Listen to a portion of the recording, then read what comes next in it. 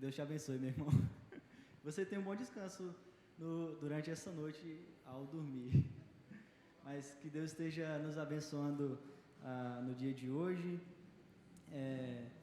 E sem mais delongas, eu convido você para que abra sua Bíblia no texto de Hebreus, Epístola aos Hebreus, no seu capítulo de número 1.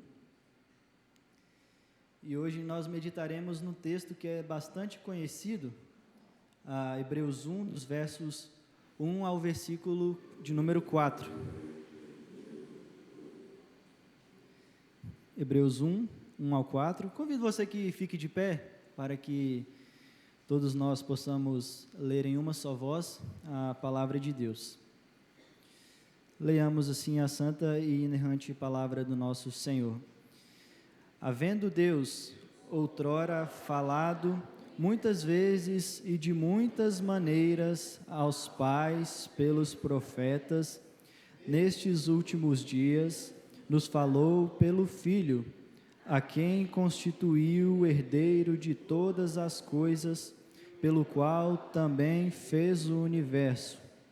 Ele, que é o resplendor da glória e a exata seu ser, sustentando todas as coisas pela palavra do seu poder, depois de ter feito a purificação dos pecados, assentou-se à direita da majestade nas alturas, tendo se tornado tão superior aos anjos, quanto herdou mais excelente nome do que eles. Os irmãos podem se assentar. Aqueles que gostam da boa música cristã, tenho certeza que se lembraram de Estênio Márcios. Ele cantou isso aqui, ele gravou isso aqui. Ele não compôs porque é uma composição bíblica, é um texto bíblico. Então, ele apenas colocou uma harmonia ali em cima desse texto bíblico. Vamos orar mais uma vez, meus queridos?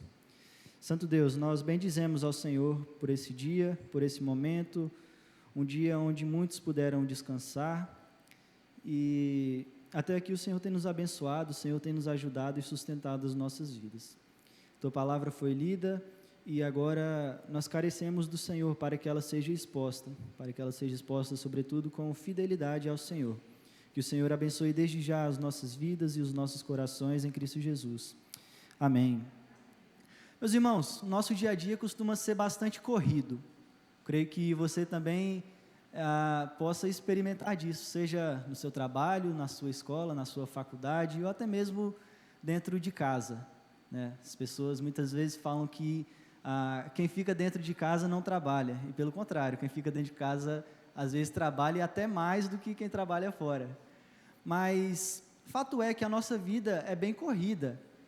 Esses dias eu estava percebendo que a nossa vida é corrida por conta das surpresas. Muitas vezes nós nos pegamos e muitas vezes somos surpreendidos por situações que nós não queríamos ser surpreendidos. Um dia desse, por exemplo, eu estava esperando uma entrega da Amazon, e aí eu estava no meu trabalho e chegou a notificação no meu celular que a entrega estava voltando porque não tinha ninguém em casa. Fui surpreendido. Isso acontece. Uma outra coisa que mostra que o nosso dia é bastante corrido é você pegar aquele ônibus lotado, você pegar aquele 504, aquele 505, 700, e aquele ônibus está lotado, você não quer aquele ônibus lotado, você queria aquele ônibus lá com aquela vaguinha lá em cima, lá para você sentar, para você ir tranquilo até o seu local aquele local até onde você vai. E numa dessas situações, eu confesso que é antiético você prestar atenção na conversa alheia. E numa dessas situações, eu tive que prestar atenção numa conversa alheia. E por que eu tive que fazer isso? Porque era algo que dizia respeito à minha fé. Eu estava voltando de Vitória para casa, e aí eu vi dois jovens assentados assim nos bancos da frente, e esses jovens, um casal de jovens, eles estavam conversando sobre a sua espiritualidade. Segundo eles, eles queriam... eles estavam procurando a sua espiritualidade. Aí eu comecei a prestar atenção na conversa daqueles jovens. Pensei, até onde isso aí vai?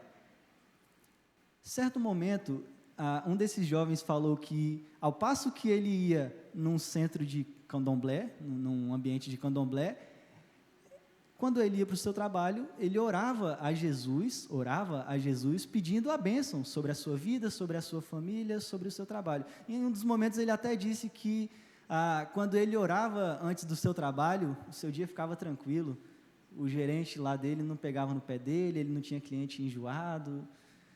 Isso até parece algo bonito, né? Só que a gente vê a percepção equivocada, no mínimo equivocada, que as pessoas têm acerca de Jesus, no que diz respeito a Jesus. E isso me levou a fazer a seguinte pergunta para mim mesmo: quem de fato é Jesus para essas pessoas? E por que eu pergunto isso? Porque muitas vezes, numa tentativa equivocada de julgar a atitude das outras pessoas, e de fato ter uma cosmovisão equivocada sobre quem é a pessoa e a obra de Jesus Cristo, é um erro, e é um erro gravíssimo. Nós, muitas vezes, na tentativa de julgar essas pessoas, acabamos não fazendo essa pergunta para nós: quem de fato é Cristo para nós? Quem de fato é Cristo para nós? Nós ainda cremos que Jesus Cristo é verdadeiramente Deus, ou a nossa mente simplesmente está cauterizada por este século e nós nos esquecemos das antigas verdades que nós afirmávamos, ou nós simplesmente deixamos para trás tudo aquilo que um dia nós confessamos aqui no púlpito, aqui, quando o pastor perguntou se nós cremos que Jesus é Deus. Nós ainda cremos que Jesus é verdadeiramente Deus? Quem de fato é Cristo para nós? Apenas falando sobre o contexto aqui da epístola, antes de ir para o texto propriamente dito, a autoria não é identificada, ela é incerta, a autoria aos Hebreus. Algumas pessoas durante a história da igreja vão dizer que quem escreveu foi Paulo, outros vão dizer que foi Apolo, alguns vão dizer que foi Barnabé, mas, como eu disse, a autoria é incerta, então fica no campo da especulação, e no que diz respeito à especulação, nós podemos cair em erro, então é melhor não afirmar nada. Aí a gente deixa isso de maneira vaga, a gente fala que quem escreveu foi uma pessoa inspirada pelo Espírito Santo. Creio que seja a melhor maneira de falar sobre a autoria da carta aos Hebreus, mas fato é que ela tem um propósito muito específico, que é fortalecer a fé dos cristãos judeus, ou seja, alguns cristãos estavam sendo convertidos, ou melhor, alguns judeus estavam sendo convertidos ao cristianismo, e essas pessoas começaram a ter a sua fé abalada, a voltar a velhas práticas, a antigas práticas, a antigos rituais do judaísmo. E aí, o escritor aos Hebreus vai escrever a carta dizendo: não, tudo aquilo que vocês viram lá no Antigo Testamento, isso não diz respeito a simplesmente rituais, a simplesmente leis, não, diz respeito a Cristo, tudo aquilo que vocês viram lá, era um apontamento, era uma sombra, para aquele Messias que viria um dia, ou melhor, que veio. E então ele escreve essa carta com o objetivo de mostrar que a fé em Cristo é o cumprimento de todas as coisas do Antigo Testamento, de tudo aquilo que havia sido dito ali no Antigo Testamento. E nós, muitas vezes, nós agimos como estes. Nós queremos voltar a antigas práticas, a antigos pecados, a muitas ações que não condizem com ações de um cristão, que não condizem com a palavra de Deus. Muitas vezes nós agimos dessa maneira, e essa carta também serve, assim como toda a Bíblia, assim como toda a Escritura, para nos mostrar os nossos erros, para nos mostrar as nossas faltas diante do Senhor. E é isso que eu proponho aos irmãos nessa noite para a nossa edificação. Confie na supremacia da revelação de Cristo. Confie na supremacia da revelação de Cristo. Mas, Rick, afinal, como eu posso, então, confiar na supremacia da revelação de Cristo? E aí o autor, ele vai nos mostrar pelo menos duas verdades. Do verso 1 até a parte A do verso 2, ele fala que nós podemos confiar na supremacia da revelação de Cristo, sabendo que Deus fala ao seu povo. Vejam, havendo Deus outrora falado muitas vezes e de muitas maneiras aos pais pelos profetas, nestes últimos dias nos falou pelo Filho. E aqui nós podemos tirar algumas lições dessa primeira parte. Primeira lição é: Deus existe. Deus existe. E por que eu falo que Deus existe? Porque muitas vezes nós simplesmente vivemos como se Deus não existisse. Esse é um grande fato das nossas vidas. Nós dizemos e professamos que nós temos um Deus e que nós vivemos por esse Deus, só que em determinados momentos das nossas vidas não é isso que acontece de fato. Nós simplesmente deixamos Deus de lado, nos esquecemos de quem verdadeiramente é Deus, e aqui o autor aos Hebreus vai falar isso apontando para o aspecto criacional, ou seja, existe um Deus que te criou, existe um Deus que te criou. Ele vai falar primeiro, num contexto passado, havendo Deus outrora falado muitas vezes e de muitas maneiras, ou seja, Deus ele se revela, Deus ele fala ao seu povo. Essa é a segunda lição que nós tiramos dessa primeira parte. Deus ele fala ao seu povo, e aqui eu quero chamar a atenção dos irmãos, porque por nós mesmos nós não conseguiríamos jamais ouvir a Deus, por nossos próprios meios nós jamais conseguiríamos ouvir a Deus. Nós só conseguimos ouvir a Deus a partir do momento que Deus envia o seu Espírito aos nossos corações, quebra os nossos corações duros, e a partir disso nós podemos ouvir a Deus. E aí o texto vai nos dizer que Ele usa meios, que Ele usa pessoas, que Ele usa diversas maneiras para se revelar a nós. E aqui nós podemos ressaltar então a misericórdia do nosso Deus, a misericórdia do nosso Deus, pois Deus, vendo pecadores que não conseguem ouvi-lo, Ele decide se revelar, falar a essas pessoas. E aqui nós podemos notar então a misericórdia de Deus, pois nós não merecíamos que Deus falasse para nós, que Deus se revelasse a nós. Entretanto, Deus se revela. Tem um autor reformado que ele vai comentar na Confissão de Fé, no capítulo das Escrituras, ele vai dizer o seguinte: o quanto devemos a Deus pelo simples fato de Ele ter dado a sua palavra à igreja. Nós às vezes nos sentimos necessitados de revelar ou de falar algo de nós, por causa de nós mesmos. Deus não tinha necessidade de se revelar, Ele o fez por nós, e Ele vai dizer isso de maneira muito assertiva, porque Deus, sendo um Deus relacional, afinal é isso que nós professamos, que Deus é um só Deus, entretanto Ele subsiste em 3 pessoas, Santíssima Trindade, ou seja, Deus é relacional, então não havia necessidade de Deus se revelar para nós. Ele fez por misericórdia nossas vidas, Ele fez por nós, e aqui, por favor, não me entendam como uma mensagem triunfalista. Eu creio que aqueles que me conhecem de mais perto sabem que eu sou totalmente contra esse tipo de mensagem. Mas Deus, por pura misericórdia, Ele se revela a nós, Ele mostra quem de fato Ele é, quais são os seus propósitos, os seus decretos, e Ele se revela a nós de maneira graciosa. Meus irmãos, Deus não está em silêncio.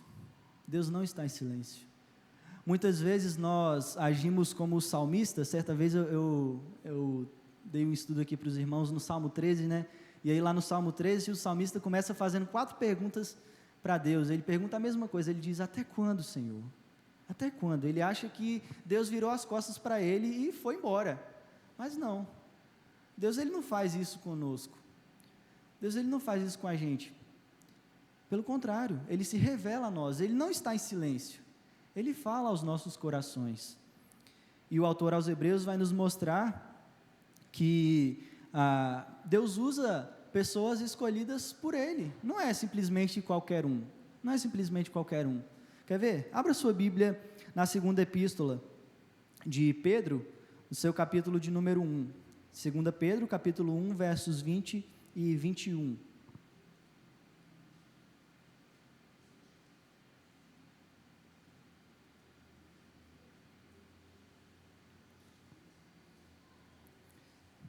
Alguém com a voz bem forte pode ler aí para a gente, 2 Pedro 1, versos 20 e 21.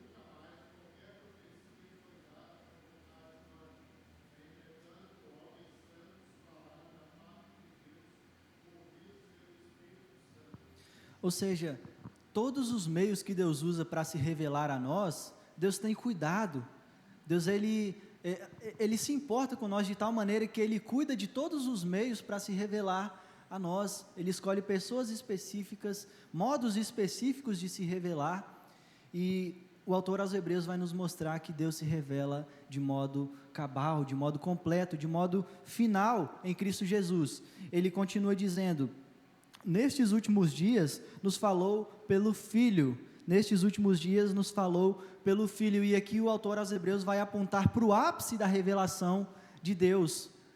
E nós, meus irmãos, muitas vezes agimos muito erroneamente nós agimos quando dizemos que hoje Deus se revela de maneira ordinária. Nós muitas vezes falamos isso, assim como muitas pessoas professam isso por aí, e quando nós dizemos coisas desse tipo, coisas desse tema, nós simplesmente estamos colocando a revelação de Cristo de lado, deixando a revelação de Cristo de lado. De fato, nós não podemos colocar Deus numa caixinha e dizer que Deus não pode usar os seus meios, Deus é soberano sobre todas as coisas. Entretanto, nós temos a palavra de Deus que Deus revelou a nós, a palavra de Deus encontrada nas Sagradas Escrituras. Então, nós não podemos dizer por aí que Deus fica se revelando de maneira ordinária. Como eu disse, Deus tem os seus meios, Deus é soberano sobre todas as coisas, e nós não podemos colocar Deus numa caixinha. Entretanto, nós devemos julgar isso sobre o crivo das Escrituras. Todas essas coisas nós não podemos colocar simplesmente sobre o crivo das nossas experiências pessoais. Não, nós temos que colocar isso debaixo das Escrituras e julgar tudo isso segundo a palavra do Senhor. Tudo isso segundo a palavra do Senhor. João Calvino, ele vai comentar esse verso e ele diz o seguinte: quando ele diz, nestes últimos dias nos falou, o sentido é que não há mais razão para continuarmos em dúvida se devemos esperar alguma nova revelação. Não foi apenas uma parte da palavra que Cristo trouxe, e sim a palavra final, Calvino vai continuar: se Deus agora falou sua palavra final por meio de Cristo, é determinante que não avancemos mais, assim como devemos deter nossos passos quando nos aproximamos dele. Algumas semanas atrás, creio que umas 2 ou 3 semanas atrás, nós estávamos estudando com os adolescentes, e aí a gente estava estudando sobre a vida do profeta Jonas, lá na IBD, e eu me lembro de algo muito interessante, né, que o final de Jonas é um final que, assim, você não sabe o que acontece, o que aconteceu com Jonas, enfim, e aí isso já pergunta, né, o que aconteceu com Jonas? E aí tudo que a gente falar que aconteceu com Jonas cai no aspecto especulativo. Então a gente não pode julgar aquilo como verdade. Tudo que a gente falar que aconteceu com Jonas depois vai ficar no campo da especulação. E de igual modo é com toda a palavra do Senhor. Tudo aquilo que nós falamos que não está na palavra de Deus cai no aspecto especulativo. E aí nós não podemos ter isso como verdade, a menos que esteja no crivo das Escrituras. A menos que esteja no crivo das Escrituras. Meus irmãos, sejamos atentos à palavra de Deus. Sejamos atentos à palavra de Deus. Não deixemos que as nossas experiências pessoais ou que coisas do tipo tomem os nossos corações. Não vivamos conforme este mundo, que prega coisas que em nada glorificam ao nosso Deus, que em nada glorificam ao nome do Senhor e a sua palavra. Eu me lembro de certa vez, numa empresa que trabalhei, um colega de trabalho chegou assim no outro dia, né? E aí a gente foi lá para a nossa máquina, e aí ele falou que naquela noite ele sonhou e ouviu a voz de Deus. Ele ouviu a voz de Deus. E eu fiquei assim pensando, Senhor, cabe ao Senhor ter misericórdia, porque muitas vezes nós vivemos conforme a nossa experiência e não vivemos conforme a palavra de Deus, deixamos a palavra de Deus simplesmente de lado em nossas vidas. Até as nossas experiências pessoais, nós não julgamos se aquilo está debaixo das Escrituras, está conforme a palavra do Senhor. E aí cabe a nós pedir misericórdia. Meus irmãos, não vivam conforme suas experiências pessoais. Pelo contrário, julguem isso conforme a palavra do Senhor. Tudo aquilo que está na sua vida, julgue isso conforme a palavra do Senhor. Pois o Senhor não tinha necessidade de se revelar a nós, como eu disse. Entretanto, Ele fez por nós.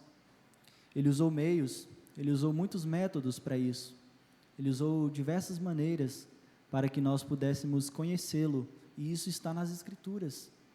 Isso nós podemos encontrar na Bíblia, na palavra do Senhor. O reverendo Hermes Steinmeier, creio que Natanael estava lá, né, no encontro da fé reformada.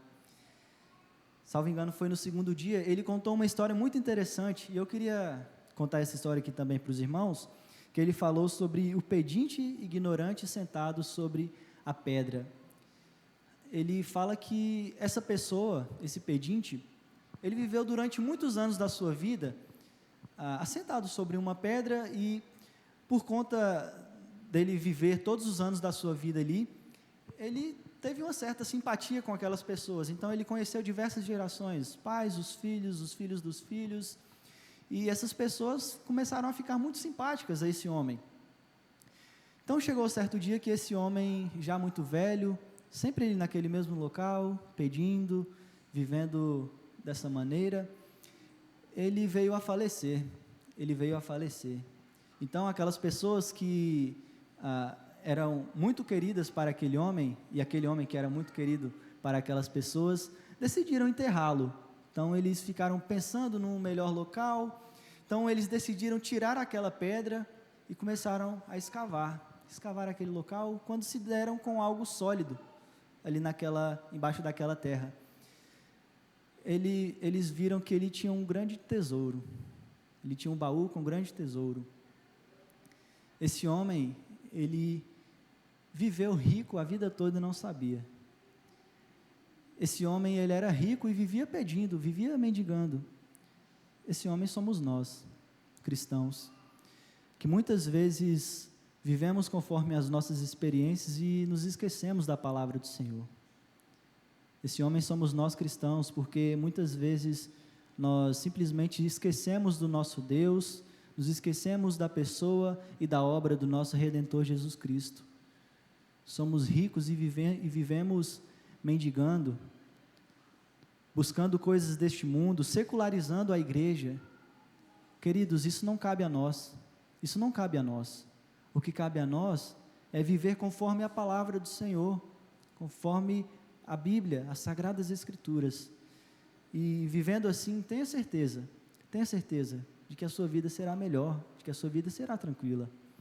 Mas esse texto também, ele vai nos dizer que nós podemos confiar na supremacia da revelação de Cristo, e agora é a segunda verdade que o texto nos aponta, crendo na superioridade de Cristo. Nós devemos crer, então, na superioridade de Cristo. Vejam a parte B do verso 2 até o final da passagem. A quem constituiu herdeiro de todas as coisas, pelo qual também fez o universo. Ele que é o resplendor da glória e a expressão exata do seu ser, sustentando todas as coisas pela palavra do seu poder. Depois de ter feito a purificação dos pecados, assentou-se à direita da majestade nas alturas, tendo se tornado tão superior aos anjos quanto herdou mais excelente nome do que eles. E agora o autor aos Hebreus vai nos dizer quem de fato Cristo é. Ele vai nos dizer quem de fato Cristo é. No início aqui eu perguntei aos irmãos se nós ainda cremos que Cristo de fato é Deus, ou se a nossa mente já está cauterizada por este século. E agora o autor aos Hebreus vai nos mostrar, vai nos apontar para onde nós devemos depositar a nossa fé, ou melhor, para quem nós devemos depositar a nossa fé, que é em Cristo, Ele vai nos mostrar a grandiosidade, a superioridade e a supremacia de quem Cristo é.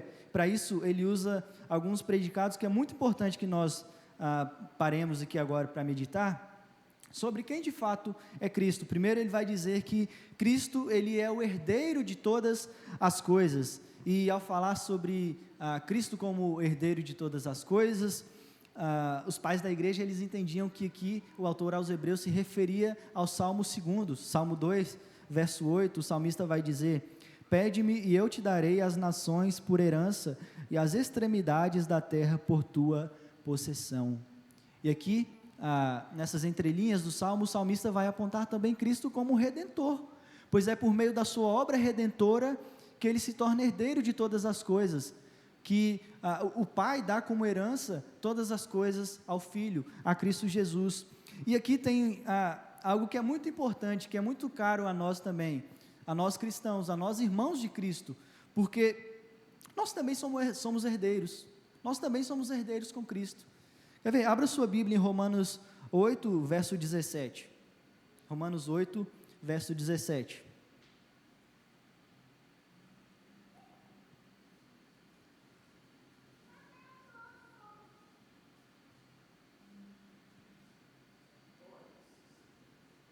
Pode ler.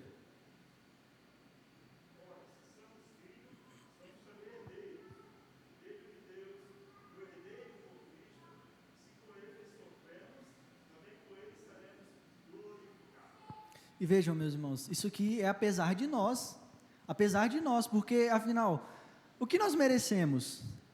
O que nós merecemos? A morte, a ira de Deus. E aí, por meio da obra redentora de Cristo, ele se torna herdeiro, e não somente isso, ele conquista também a nossa herança. Nós somos co-herdeiros com Cristo, por meio da obra de Cristo, por meio da sua obra, por meio da sua pessoa e da sua obra. E aí nós também conquistamos, ou melhor, Cristo conquista por nós a nossa herança. Cristo conquista por nós a nossa herança. E isso aqui é algo maravilhoso. Isso aqui é algo maravilhoso porque nós nada poderíamos fazer para isso. Nós nada poderíamos fazer. Eu estive pregando domingo lá na igreja de Bela Aurora e eu preguei aos irmãos o texto de Efésios 2, 1 a 10. E aí eu estava falando com os irmãos sobre o nosso pecado, né?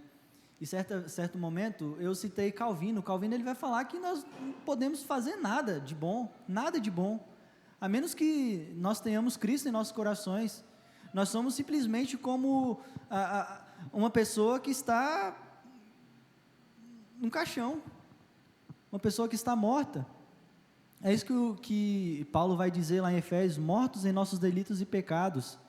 Mas ele continua dizendo: mas Deus, sendo rico em misericórdia, por causa do grande amor com que nos amou. E aí nós podemos ver quem de fato Cristo é, e o que Ele faz por nós, O autor aos Hebreus também vai nos dizer que Cristo, Ele é o agente da criação de todo o universo. Ele diz, pelo qual também fez o universo.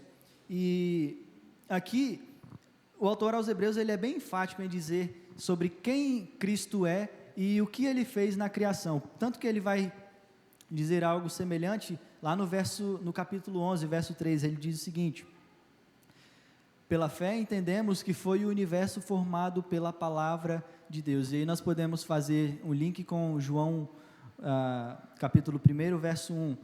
Pela fé entendemos que foi o universo formado pela palavra de Deus, o Logos de Deus, de maneira que o visível veio a existir das coisas que não aparecem. Aqui o autor aos Hebreus vai falar que Cristo, Ele é o agente da criação, ou seja, Cristo, Ele é o começo de todas as coisas, Cristo, Ele é o fim de todas as coisas, Ele é tudo que está entre o começo e o fim de todas as coisas. E aí o autor agora vai nos apresentar que Cristo é Deus. Cristo é Deus, Ele que é o resplendor da glória e a expressão exata do seu ser. Ele é categórico em dizer sobre a deidade de Cristo, quem de fato Cristo é para nós, quem de fato Cristo é para nós. E aqui, meus irmãos, você que sofre na escola com pessoas que dizem que Jesus não é Deus, está aqui uma boa passagem para você afirmar que Cristo é de fato Deus, tá? Teve alguns adolescentes aí que já me perguntaram isso, né? Pediram passagens bíblicas para mostrar que Jesus é Deus. E tem essas aqui, tem algumas outras também. Mas aqui o autor aos Hebreus, ele é enfático em dizer quem de fato Cristo é, quem de fato Cristo é. Nós não podemos, meus irmãos, colocar Cristo numa caixinha, dizer que Ele é simplesmente uma pessoa superior. Nós até muitas vezes cantamos, né, que Ele veio ao mundo para ser o mártir da paz, né? O pastor Everson, ele fala muito isso, né? Jesus, Ele não veio ao mundo só para ser um mártir, não. Ele não veio ao mundo só para ser um mártir, não. Pelo contrário, Ele é Deus. Ele é Deus. Jesus Cristo é Deus sobre nossas vidas, é a segunda pessoa da Trindade. A segunda pessoa da Trindade é quem governa os nossos corações. O texto também vai nos dizer que Ele é o nosso sumo sacerdote, a qual fez a purificação dos nossos pecados. E aqui, como eu disse, nós éramos mortos em delitos, em pecados, em transgressões, em iniquidade. Entretanto, Cristo nos purifica, Cristo nos liberta de todo mal, Ele nos lava de todos os pecados. Meus irmãos, nós devemos nos lembrar disso todos os dias da nossa vida, porque se não fosse pela misericórdia divina, nós nada poderíamos fazer, nada, somente pela graça de Deus, por sua misericórdia, é que nós podemos ser salvos, e assim ter a purificação dos nossos pecados, das nossas iniquidades. De fato, nós somos ainda pecadores, e nós ainda vamos pecar. Entretanto, nós temos que ter na nossa consciência o pensamento de que Cristo, Ele purifica as nossas vidas, Ele purifica os nossos pecados, e a partir disso, a partir de um verdadeiro arrependimento, nos entregar ao nosso Salvador e confessar diante dEle as nossas faltas, confessar diante de Cristo as nossas faltas, porque foi necessário que Ele viesse ao mundo, que Ele passasse todas as nossas iniquidades, tudo aquilo que nós enfrentamos, de dor, de angústia, de aflição. Foi necessário que Cristo fosse até aquela cruz e sofresse ali a ira de Deus em nosso lugar, e sofresse ali a ira de Deus Pai em nosso lugar. Meus irmãos, muitas vezes nós somos ingratos pela obra e pela pessoa de Cristo Jesus. Nós devemos nos lembrar quem de fato Cristo é, que Ele governa sobre nossas vidas, e nós temos que ter a certeza de que Cristo é exaltado sobre todas as coisas. O texto vai dizer que Ele assentou-se à direita da majestade nas alturas, tendo se tornado tão superior aos anjos quanto herdou mais excelente nome do que eles. Esse é um grande fato. Cristo, Ele é exaltado sobre todas as coisas. O irmão Luiz, ele leu aqui no início o Salmo 93. Salmo 93 vai dizer que Deus governa sobre todas as coisas. E se você bem sabe, como eu disse, todas as coisas que estão no Antigo Testamento apontam para Cristo. Ali aquele salmo estava dizendo sobre Cristo, que Ele governa sobre todas as coisas, está assentado à destra de Deus, governando, regendo todas as nossas vidas, a vida de cada um de nós. E um dia Ele virá e nos julgará, segundo, se você é um santo do Senhor, segundo as suas obras, e se você é um reprovado de Deus, Ele te julgará com juízo, com ira. E o apóstolo Paulo, em Filipenses 2, versos 9 a 11, ele vai dizer, pelo que também Deus o exaltou sobremaneira, e lhe deu o nome que está acima de todo nome, para que ao nome de Jesus se dobre todo o joelho nos céus, na terra e debaixo da terra, e toda língua confesse que Jesus Cristo é o Senhor, para a glória de Deus Pai. Aqui Paulo vai nos apresentar sobre a exaltação de Cristo, Esse texto se assemelha muito com o que nós acabamos de ler na epístola aos Hebreus. Meus irmãos, não é apenas um dia ou outro que a nossa fé fica um pouco mais fria, que nós somos tentados a simplesmente deixar Deus de lado, deixar a nossa fé de lado. Não, isso é todos os dias. Todos os dias você será atacado para que a sua fé fique fria. Todos os dias você será atacado para isso. Entretanto, cabe a nós buscar na palavra de Deus entender que Deus fala aos nossos corações, e cabe a nós entender quem de fato Cristo é, e não somente entender, mas crer, ter convicção de quem de fato Cristo é. Ele é o nosso profeta, Ele é o nosso rei, Ele é o sacerdote das nossas vidas. Jesus Cristo, Ele é Deus sobre nós, Ele governa as nossas vidas com a sua poderosa mão. Nós não podemos nos esquecer dessas verdades. Pelo contrário, nós devemos sempre buscar isso. John Piper, ao falar sobre o nosso relacionamento de fé com Deus, ele cita a nossa vida devocional. E aqui é muito importante falar sobre a vida devocional, porque é justamente no momento do nosso dia a qual nós tiramos para aprender mais da palavra de Deus, aprender um pouco mais da palavra de Deus.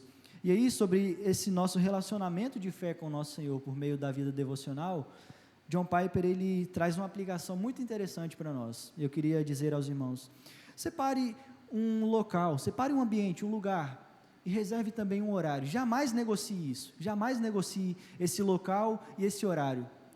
E tire esse momento para você se deleitar em Deus, se deleitar na palavra do Senhor. Se deleitar na palavra do Senhor. E veja, a sua vida será mudada. Sua vida será mudada. Você terá certeza de que Deus, Ele fala aos nossos corações. Você dedicará mais louvor, mais adoração ao Senhor. E você terá a convicção de quem de fato Jesus Cristo é.